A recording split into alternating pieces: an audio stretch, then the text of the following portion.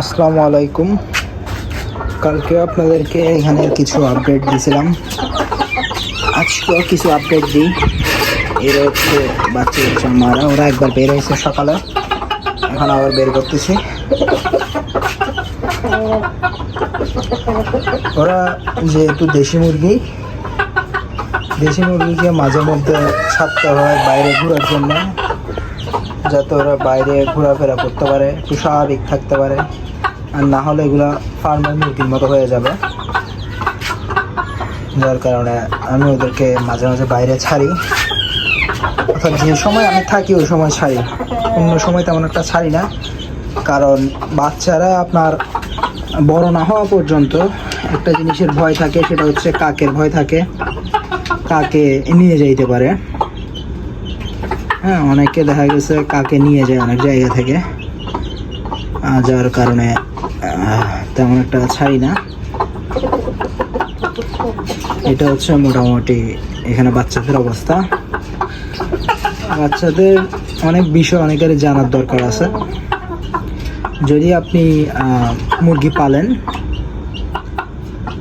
তাহলে বাচ্চাদের কিছু আপডেট আপনার অবশ্যই জানা দরকার। যেমন ধরেন, বাচ্চাদেরকে কীরকম খাবার দিবেন, কত অর্থাৎ কত মাস বয়স পর্যন্ত কী খাবার দিবেন, কী খাওয়ালে ভালো হয়। হ্যাঁ, আমি প্রথম 1 থেকে 7 দিন শুধু সোনালি স্ট্যাটার ফিড দিই, এর মধ্যে এরা যাতে খেতে পারে ওই অবস্থায়। অর্থাৎ আমি প্রথম 0 দিন থেকে যদি বলি, 0 দিন থেকে, অর্থাৎ যেদিন বাচ্চা ফুটে, অর্থাৎ লাস্ট বাচ্চা ফুটা পর্যন্ত আপনাকে অপেক্ষা করতে হবে। আপনি যতটা ডিম দিয়েছেন, দেখবেন যে ধরেন আপনি 5টা ডিম দিয়েছেন বা 10টা ডিম দিয়েছেন, ঠিক আছে। দেশি মুরগি বেশি ডিম দেওয়া উচিত নয়। অনেকে 20টা 25টা পর্যন্ত ডিম দেয় বা 21টা পর্যন্ত ডিম দেয়। আমি এরকম দিই না, আমি অল্প অল্প ডিম দিচ্ছি। যেহেতু আমি কোনো ইকুইভেট করতেছি না, আমি অরিজিনালি মুরগি দিয়ে ফুটাচ্ছি। সেই ক্ষেত্রে আমি বেশি হলে 5টা 7টা পর্যন্ত ডিম দিয়ে, আমি সাজেস্ট করবো 10টা পর্যন্ত ডিম দিতে পারেন, যদি ভালো স্পেস থাকে, ভালো জায়গা থাকে। ডিম দিয়ে বসাবেন। বসানোর পরে অর্থাৎ যেদিন বাচ্চা প্রথম 1টা ফুটবে বা 2টা ফুটবে, তারপর থেকে নিয়ে লাস্ট বাচ্চা ফোটা পর্যন্ত, অর্থাৎ যতগুলো ডিম থাকবে সবগুলো একদম ফুটে যাওয়া পর্যন্ত, বা যেগুলো না ফুটলে নাই, অর্থাৎ বীজ না থাকলে তো ডিম ফুটবে না, এই অর্থাৎ লাস্ট বাচ্চা যেটা ফুটবে ওইটা থেকে নিয়ে আপনার 24 ঘন্টা বাচ্চায় কোনো কিছু দিবেন না। যার ফলে বাচ্চার পেটে যে কুসুমের অংশ থাকবে ওটা বেরিয়ে যাবে, এবং নাভি যেটা আছে ওইটা একটু দ্রুত শুকাবে।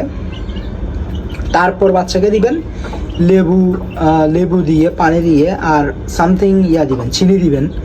এগুলো দিয়ে বাচ্চাকে পানি দিবেন। সেটা এরকম লিকারও দিতে পারেন।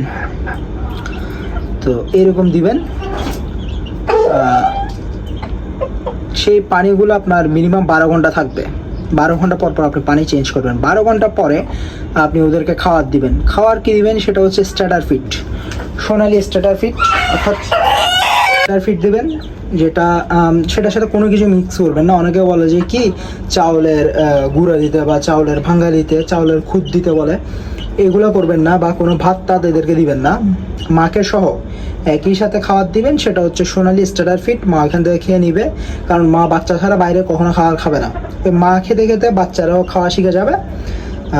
তারপর আপনি যেটা করবেন সেটা হচ্ছে প্রথম 1 থেকে, অর্থাৎ প্রতিদিন আপনি পানি ওগুলো পরিষ্কার দেওয়ার চেষ্টা করবেন। যেমন আমি প্রতিদিন পানি পরিষ্কার করে দিই, দিনে 2 বার পানি পরিষ্কার করি, এবং মানে ফ্রেশ পানি দেওয়ার ট্রাই করি। আপনারা সেটা করবেন, এবং সোনালি স্ট্যাটার ফিড দিবেন 1 থেকে 7 দিন পর্যন্ত। হ্যাঁ, তারপর আপনারা যেটা দিবেন সেটা হচ্ছে সোনালি স্ট্যাটার ফিডের সাথে আপনারা চালের খুদ বা চালের গুঁড়া মিক্স করবেন। যখন এর 1 সপ্তাহ হয়ে যাবে তখন অন্তত খাবারগুলো ভালো করে খাওয়ার একটা অভিজ্ঞতা হয়ে যাবে এদের। এইভাবে সোনালি স্ট্যাটার ফিড এবং চাউলের খুদ মিক্স করে 35 দিন পর্যন্ত দিবেন, বুঝছেন। টোটাল 35 দিন পর্যন্ত দিবেন, অর্থাৎ বাচ্চাগুলোর বয়স 1 মাস 5 দিন হওয়া পর্যন্ত। দেওয়ার পরে এরপর থেকে আপনারা চাইলে গ্রোয়ার ফিড দিতে পারেন, বা অন্যান্য খাবারও দিতে পারেন। তার পাশাপাশি আমি সাজেস্ট করব গ্রোয়ার ফিড দেওয়ার জন্য। প্রথমত গ্রোয়ার ফিড দিলে ওদের গ্রোয়ার ফিটে অনেক রকমের খাবারের সংমিশ্রণ আছে, যেগুলো খাওয়ার ফলে ওদের গ্রোথটা একটু ভালো হবে। এবং আরেকটা জিনিস দিবেন, সেটা হচ্ছে লাইসোবিটের পানি। হ্যাঁ, লাইসোবিটের পানি মুরগির জন্য খুবই জরুরি। আমি যেমন সবগুলোকে মাসে 3 দিন দিই, ঠিক আছে। একদিন দিছি, তারপর আবার কিছুদিন গ্যাপ, তারপর আবার একদিন, তারপর আবার কিছুদিন গ্যাপ, আবার একদিন। আবার অনেক ক্ষেত্রে দেখা যায় যে আমি যদি লং টাইম লাইসোবিটের পানি না দিই, তাহলে আপনি একটানা 3 দিন দিতে পারবেন।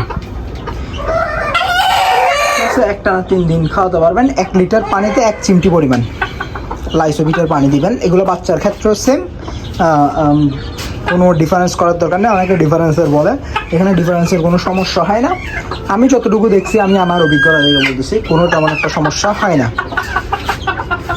এরপরে যে কথাটা বলতে চাই সেটা হচ্ছে আপনি 1 মাস পরে বাচ্চাকে যে কোনো খাবার খাইতে পারবেন।